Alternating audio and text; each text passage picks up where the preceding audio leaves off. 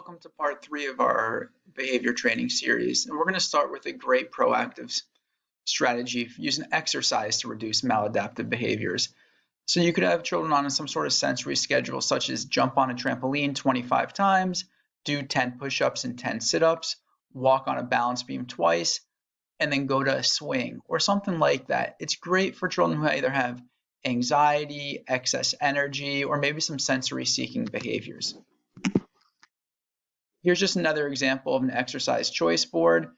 They can pick a number, let's call it 5, and they can do 5 head rolls or 8 wall push-ups. They can match the number with the exercise and then do those exercises. And we have to teach them this system. But the end goal is then for them to be able to go when they start to feel a little anxious, pick the exercise, pick the number, and do it independently. Here's another exercise choice board. Maybe I'm going to do 12 jumping jacks or 14 push-ups. Again, great proactive strategy. Maybe we're using non-contingent reinforcement. I love the way you're sitting. You are being such a great helper, and showering them with praise with that non-contingent reinforcement. Really think about how you're going to structure tasks as we move into this homeschooling environment for the next foreseeable future. You put what they need to do on the left. On the right is finished. They have to do everything on the left, move it to finished. It's working on those pre-literacy skills, and it's showing our kids exactly what needs to be done and when it's over. Social narratives or social stories, if you're using the right system, started by Carol Gray. It's a text or a story that describes a specific social situation from the student's perspective, where and why the situation occurs, how others might react to you, and gives the student one or more options of what they should do in that particular situation. So staying calm when I'm excited. Sometimes when I go to an activity, I get really excited. When I get too excited, I sometimes get too excited and make a lot of noise. If I get too excited, I might hurt someone and other kids might get scared of me. I can stay in control of myself.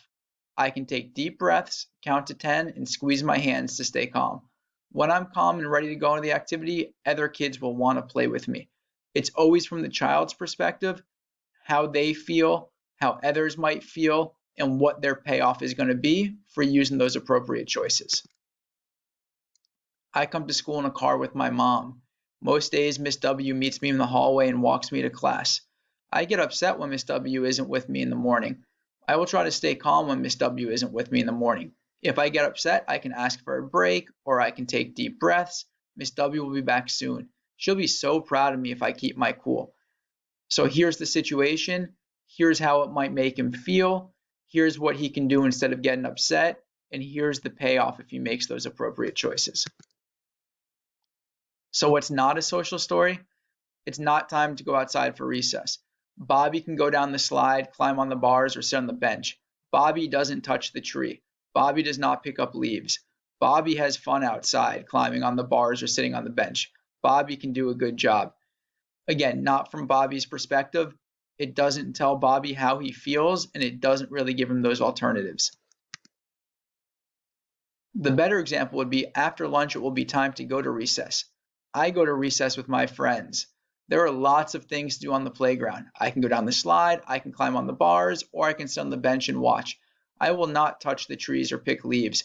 After recess, I'll have 5 minutes of computer time if I follow the rules. If you need any social stories, feel free to reach out to me at Jonathan K, JOHNATHANK, at jcconline.com. I emailed a lot of families a coronavirus social story. If you didn't get it and would like it, feel free to shoot me an email. We always need to teach those replacement skills. And the replacement skills should always be a form of functional communication. Asking for attention appropriately, asking to take a break or for help appropriately, asking for the toy or item they want, or asking for that sensory input. We do need to do some social skills training, teach social pragmatics, turn taking, and then we need to teach self-regulation and self-monitoring. So if a child's engaging in behaviors to escape a demand, we need them to learn how to request a break or request help or say, I don't want to do that. I'm all done. This makes me upset. We need to give them the appropriate way to get out of what they don't want to do, as opposed to relying on the hitting, the scratching, the biting, the throwing, the eloping to get out of doing what they don't want to do. If they're trying to obtain attention, we want to teach them to ask for a hug, ask for a high five, ask to play with you.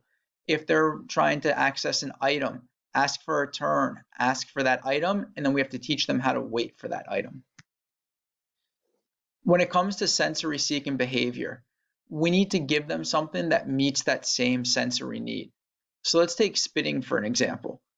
There could be 5 or 6 different sensory inputs that you get from spitting. It could be the calling it up. It could be the swishing the saliva in your mouth. It could be the actual act of spitting. It could be sucking it back up right before it touches the ground, Big Daddy style. Or it could be spitting on the table and then painting with it. We need to replace the actual input they get. So if it's to spit on the table and play with it, maybe we need to look at soap and water to play with, clear gelatin to play with. If it's the swishing saliva around, maybe we need to swish water or mouthwash around instead, but we need to meet that same need. If we give that child a chewy to get that deep oral input, but they're doing it to play on the table, it's not going to work. We're not going to be effective. So that functional communication training, FCT, we're teaching a communication strategy that serves the same function as the challenging behavior. If they're hitting for attention, we're teaching them to say, come play with me. I want a hug. It always has to match the function of the behavior. It can be words, it can be visuals, it can be a communication device, it can be sign language. It doesn't matter. It just needs to meet the same function. Here's a visual way to ask for help or ask for a break. Here's what's called a Big Mac. You push the red button, it says talk to me. You can change what it says. But again, if they're engaged in the behavior to escape, we're teaching them to say, I need a break, and they're getting out of work. So the replacement behavior of I need a break gets them what they want, which is out of work. If the behavior is for attention, we're teaching them to say, play with me, and the outcome is they get that attention. If it's to gain access to an item, we teach them to say, I want the item, and the payoff is they get that item. So how we do FCT?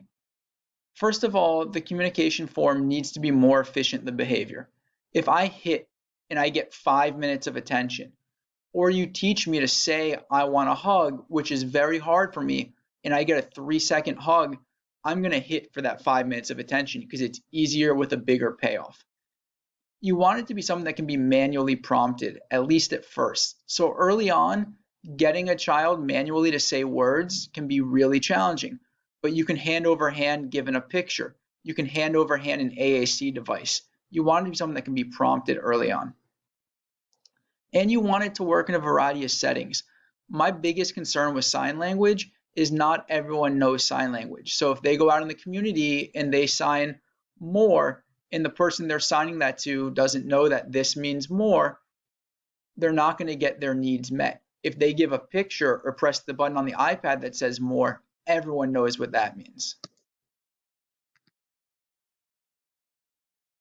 So when we're using functional communication, we want to respond to the communication, not to the challenge and behavior.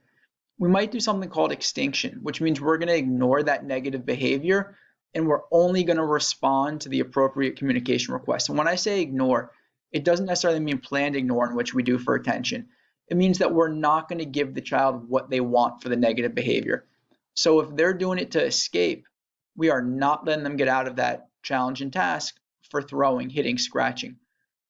But when they say, I need a break, when they give you the break card, that ends the demand. So my first year teaching, I had a kid who used to hit and throw 306 times a day. And I was working on discrete trials. I would, receptive ID, touch the spoon, point to spoon, where's the spoon? So I put a spoon out and said, where's the spoon? And he picked up the spoon, threw it across the room. I got up, I went and got the spoon. I came back, sat down, show me the spoon, picked it up, right across the room. I got up, I got it. He was escaping teacher time because he was playing fetch with me and he was wasting almost the entire session just throwing. So I went to Costco and I bought a box of 300 spoons, 400 spoons. And on the 82nd spoon, he stopped throwing because the behavior wasn't working anymore. When we go through that extinction, it's going to get worse before it gets better. He was used to throwing the spoon working. So when I didn't let it work, he threw it more and more and more, further and further and further. that 80-second spoon, he realized it wasn't working anymore. He stopped throwing the spoons. Here's just a break card. When I get upset, I can ask for a break. I can say I need a break. After a break, I'm ready to try again. If they're doing it to gain access to items, here's a point board. I can ask for my toy car, my popcorn, my fruit, my iPod, whatever it is. They can point to the item instead of saying the words to make it easier early on. We already talked about social stories. We want to teach self-management. This teaches a child to identify his or her own target behavior and then to reinforce themselves when they don't engage in the target behavior. It's really a shift towards independence. Early on, we're going to have to teach them how to self-regulate, but the end goal of every self-regulation system is for them to be doing it independently. A child must have the skills to identify their own behavior in order for this to be effective. And students, especially with autism, often self-manage well because it's very rule-oriented. So the first thing we do is define the target behavior so the student can understand and recognize it. And then we're going to identify functional reinforcers. And we really want it to be a functional reinforcer. So we want the payoff to tie in to what that behavior is. So if the behavior is making their own sandwich independently, the payoff is eating a sandwich. If the behavior we want is toilet training, the payoff is feeling better for not having to use the bathroom anymore. We want over time that reinforcer to tie into what they're doing. So we're going to start with heavy prompts and then fade out. We might use modeling. Maybe we use video modeling. If you use video modeling, keep in mind you want the model to look like the individual watching. So if it's a boy, you want the model to be a boy. Here's just a self-regulation task strip. I'm going to stop. I'm going to take a deep breath in. I'm going to breathe out. I'm going to count to 10. I'm going to squeeze my hands and stretch. To begin with, we're going to have to teach them how to use this strip. Over time, we want them to know, I'm getting upset. Let me go use my self-regulation task strip. Maybe we use some square breathing. Breathe in for 4 seconds. Hold it for 4 seconds. Breathe out for 4 seconds. Phenomenal self-regulation tool. Maybe we're going to use a 5-point scale. 1 is I feel good. 2 is like, I'm getting a little upset. 3 is like, I'm getting kind of upset. 4 is, I'm really upset. And 5 is, watch out, I'm seeing red. And then we can put in the next column appropriate choices they can make instead. We could use some option cards. If I get upset, I can take a deep breath, I can get a drink of water, or I can stretch. I can take a deep breath, take a walk, or do wall push-ups, but we're giving our kids multiple options because we know that choice serves as a reinforcer. Contingency maps are a great tool. You're probably sick of being the bad guy all the time as a parent. Contingency map puts it on the child. So this is Matthew. Matthew can do his work and earn a token, or Matthew can not do his work and not earn a token. I'm not telling you if you earn a token or not. That's up to you. Did you do your work? No? Then you didn't earn a token because the contingency map told you you didn't. Same thing. I'm working with a teacher. I can raise my hand, ask for a break, and get my beanbag chair, or I can run away, not ask for a break, and not get the beanbag chair. I'm sorry you're upset you didn't get the beanbag chair, but you ran away. It clearly tells you you're not going to get the beanbag chair if you run away. So we're going to talk about reinforcement tomorrow. I hope you enjoyed this session, and I hope that you can join us tonight for being successful working at home with your child. It's at 8 o'clock. Please email me for the link if you're interested in coming. I hope to see you there, and have a great day.